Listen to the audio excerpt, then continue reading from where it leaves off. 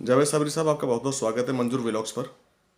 और बहुत कमाल के वीडियो आजकल आपके आ रहे हैं मार्केट में नए नए। और कमाल की वीडियो के साथ साथ कमाल की घटनाएं भी घटित हो रही हैं हमारे देश में। अभी हमारे प्राइम मिनिस्टर पंजाब गए थे और वहाँ पर वहाँ से वो वापस आ गए। और पंजाब के जो हमारे सीएम हैं चन्नी साहब, उन्हीं के ऊपर उन्होंने एक ठीकरा फोड़ दिया कि भाई मैं आपके पंजाब से जिंदा बचकर जा रहा हूँ।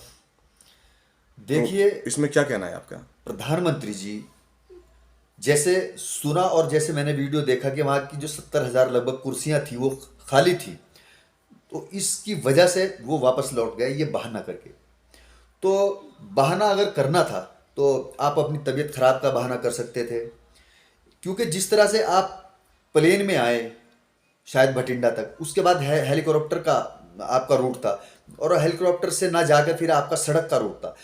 तो जहाँ पर प्राइम मिनिस्टर हमारे देश के जब जाते हैं कहाँ, तो उस ज़िले में या उस प्रदेश में कहीं भी हो, तो वो एसपीजी की 100% गारंटी होती है उनकी सुरक्षा की। और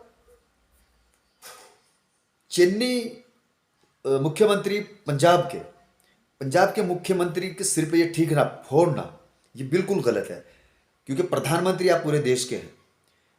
अगर पंजाब में एक घटना ना होती, अ, राजस्थान में होती, या हमारे 28 स्टेट हैं, तो उसमें कहीं ना कहीं एक स्टेट में हुई है जैसे, तो आप प्रधानमंत्री फिर कौन से देश के हैं? आप कौन से देश के प्रधानमंत्री है? आपने अपनी इज्जत को बचाने के लिए, पूरी दुनिया में आज ये चर्चा हो रही है कि हिंदुस्तान का प्राइम मिनिस्टर हिंदुस्तान में सेफ नहीं है। ये हमारे वर्ल्ड के अंदर हमारे हिंदुस्तान की बिल्कुल बेइज्जती है, जो बिल्कुल शर्मनाक है।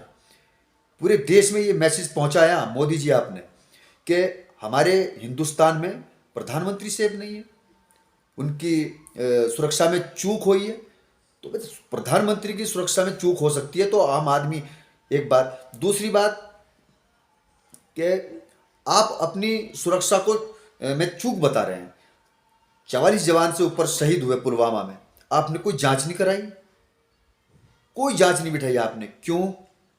इतनी हत्याएं हमारे देश में होती हैं, और बड़े बड़े अधिकारी सेना के भी मरते हैं, पुलिस के भी जो अधिकारी जिनकी हत्याएं होती है, कभी उस पर कोई जांच नहीं होती। और जो उनके हत्यारे होते हैं, जब वो जेल से निकलते हैं, तो आपके मंत्री, आपके नेता उसका स्वागत करते हैं। अच्छा, आप इसका मतलब बुलंदशहर की घटना से इस बात को जोड़ बिल्कुल रहे बिल्कुल, सुबोध जी हैं? जी। कहाँ हैं? उनके हत्यारों को आपके नेताओं ने मालाएं पहनाई हैं जब जेल से निकले, तब आपने जांच क्यों नहीं बैठाई? क्या सिर्फ आप ही एक देश के व्यक्ति हैं? ठीक है, आप प्राइम मिनिस्टर हैं, ठीक है, लेकिन इतने किसान नोटबंदी में मरे, इतने लोग नोटबंदी में मरे, और जीएसटी में, आपकी जीएसटी में इतने लोगों ने फांसी लगाई, इतने किसान मर गए, कभी आपने उनके बारे में नहीं सोचा? आपको सोचना चाहिए प्रधानमंत्री जी। जी। अच्छा, मैं एक बात और आपसे और जानना चाहूँगा जी। कि आपको नहीं लगता कि ये सब कुछ मतलब आपको ये लगता है कि ये सब कुछ राजनीति की वजह से इन्होंने किया है, हमारे प्राइम मिनिस्टर ने, या फिर जो 5 स्टेट में चुनाव है उनमें फ़ायदा उठाने के लिए किया है देखिए, ये पूरा स्टंट? जब ये 2014 में आए तो बहुत हुई महंगाई की मार, अब की बार भाजपा सरकार। अब इनका स्लोगन कहाँ गया? अब तो लिखते हैं कि देश के सम्मान में राष्ट्रवादी भाजपा सरकार को फिर वोट दे। आप महंगाई की मार क्यों नहीं? क्योंकि आपने महंगाई से लोगों को परेशान किया है, और आपने किसानों को परेशान किया था। आपने किसानों को दिल्ली में घुसने नहीं दिया, इसलिए आपको पंजाब में किसानों ने घुसने नहीं दिया। जैसी करनी वैसी भरनी। आप पूरे देश के प्रधानमंत्री हैं, और पंजाब हिंदुस्तान में है, अमेरिका में नहीं है। आपको पूरे हिंदुस्तान का ख्याल रखना चाहिए। जी जी। तो ये राजनीतिक स्टंट है, और क्या है? आप अपने विकास पे वोट मांगिए ना। आप जाके कहिए हर जगह कि हमने ये किया है, हमें वोट दो, हमने ये किया है, हमें वोट दो। तो राजनीति है। जी जी। अच्छा, कहीं ना कहीं आपको ऐसा नज़र नहीं आता, जैसे हम वीडियो देख रहे हैं कि आपको भी शायद ऐसा कुछ नज़र आता हो, जैसे कि जिन लोगों पर ये इल्ज़ाम लगा है वो सिख होने की वजह से उन पर इल्ज़ाम लगा या किसान होने की वजह से उन पर इल्ज़ाम लगा है? देखिए, ये तो पंजाब की घटना थी। ये अगर कहीं भी जाते तो ये किसी ना किसी के ऊपर तो ठीकरा फोड़ते जरूर है। आप तो 56 इंची के प्रधानमंत्री हैं भाई। और उस वीडियो में खास बात आप जरूर देखना, उसमें भाजपा का झंडा था, भाजपा के कार्यकर्ता थे, और जैसे जैसे वो जिंदाबाद मोदी जी जिंदाबाद कह रहे थे, ऐसे ऐसे उनकी जो ब्लैक कलर की जो गाड़ी थी फॉर्च्यूनर, वो आगे आगे चल रही थी, और इनके जो सिक्योरिटी वाले थे वो उनके साथ साथ चल रहे थे। वहां उतर के आप उनका स्वागत करते, उनको एक्सेप्ट करते, उनका धन्यवाद करते, तो आप उन्हीं से डर रहे हो? ऐसी आपने ऐसी कौन सी गलती कर रखी है जो आप अपने हिंदुस्तान के लोगों से डरते हो? बताइए मोदी जी, क्यों डरते हो आप? हर आदमी से आप डरते हो। आपका स्टेज इतने सैकड़ों मीटर दूर क्यों लगता है? क्यों डरते हो?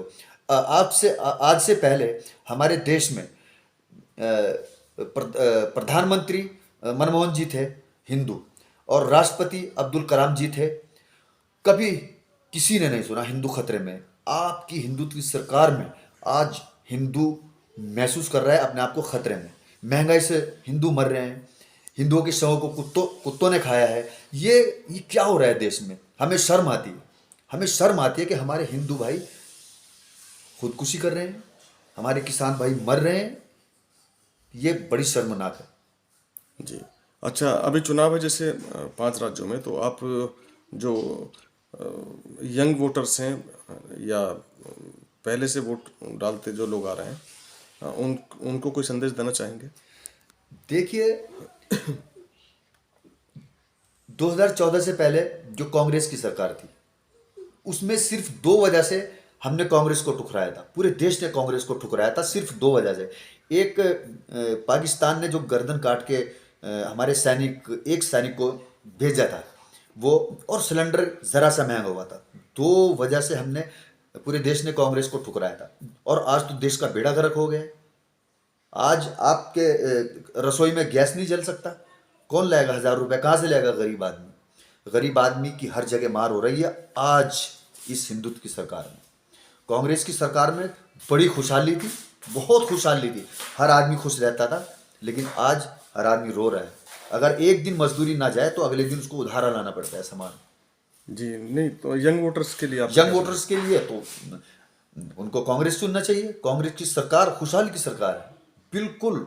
आप याद कीजिए, अपने बाप दादा से पूछिए, मेरे यंग दोस्तों, आप अपने बाप से दादा से पूछिए कि किस तरह की खुशहाली थी, और क्या उनके जीवन में ये ऐसी जो घटनाएं हो रही है देश के अंदर, या इस तरह से जो भुखमरी हो रही है, क्या थी पहले? आप पूछिए उनसे, और फिर उसके बाद में आप वोट कीजिए। जी, बहुत बहुत धन्यवाद आपका सर, आप हमसे जुड़े। शुक्रिया।